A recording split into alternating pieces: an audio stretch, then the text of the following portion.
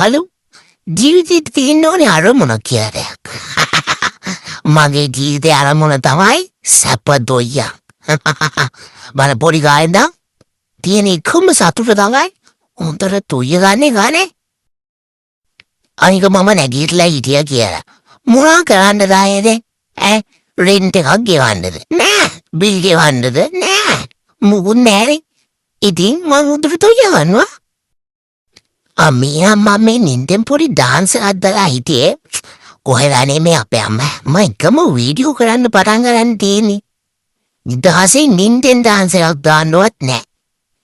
කුමාරි කමන්නේ මගේ ෆේවරිට්ම ස්පොට් එක නිදාගන්න තමයි අපේ අම්මලාගේ බාත්රූම් එකේ පොළොව. ඒ මොකේ පුතුම්ම සපන්නේ දියන්නේ ඒ පොළොව හරිම හිතයි. Very good place to sleep.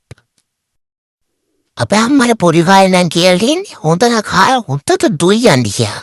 එහෙම තමයි සැපට බබාලා හැදෙන්නේ කියලා. මං ඉතින් ඒ විදිහටම අනුගමනය කරනවා. මොකද ඉතින් මං කියලාත් ලොකු දෙයක් අම්බලා කියන දේවල් අහන්නේ නෑනේ. මේකවත් අහන්න එපා. අප්පෝයි මේ මගේ ඇත්තට කාලේ. හැටි බලන්නකෝ. සිසි තාත්තේ ඒ වීඩියෝ එකපා. මේ තියෙන්නේ තවත් එක සැපනින්දක් ගයිස්.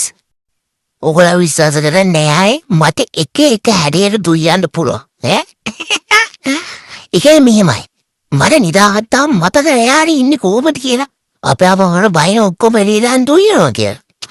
ඒ වුණාට නෙමෙයි නිදාගන්න ලාට මොන ස්ටයිල් දානේ සැපට නිදාගන්න එපා. මං කියන්නේ ඇත්ත නේද?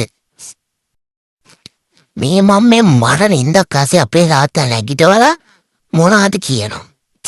අපේ තාත්තා වෙලාව පිස්සු නෑනේ. අම්මේ ඉන්නේ මේ තියෙන්නේ මම්මේ හොඳටම නිදහසේ නිදාගන්න වෙලාව. ඒකට මේ හොඳ නින්ද නෙවෙයි. මෙන්න මේක තමයි හොඳම නින්ද. කොමාරි කටත් අරගෙන අතක් දික් කරගෙන නිදාගන්න එක තමයි මගේ ස්ටයිල් එක ඇවිල්ලා. අපේ අම්මා නිකන් බයලා වගේ මගෙන් බලාගෙන ඉන්නවා. මම මැරිලාද කියලා. මැරිලා නෑ අම්මේ. මේ මගේ හැටි. අපේ අම්මා බයින කොන්ද කැඩි කියලා වෙලාව. අපේ අම්මා මොනවාදනේ දන්නේ හැමතිස්සෙම කෑ ගන්න තමයි දන්නේ. මේ වෙන්නේ ෆෝන් එකක් දික් කරගෙන වීඩියෝ කරනවා. මට දාගන්න දෙන්නේ නැතෝ. හැමතිස්සෙම කියනවා කෙල්ලෙක් වගේ පොඩ්ඩක් හැසිරෙන්න කියලා. නින්දට තියනවානේ ගෑරු පිරුව කියලා එක. නින්ද කියන්නේ නින්ද අම්මා. සැපට නිදාගන්න එකට ගෑනු පිරුම් බේදයක් නැහැ. ඔන්න ඔය ෆෝන් එක තරං ගිහලා ඔයත් නිදාගන්න. බොරුවද මේ මලවි කාලානේ. දැන් මෙහෙම කැතයි මම යන්නකෝ අනේ. කියන එක කහන්නේ නෑනේ. මේ තියෙන්නේ මගේ ෂූටින් ටයිම් එක. කටිටෙක්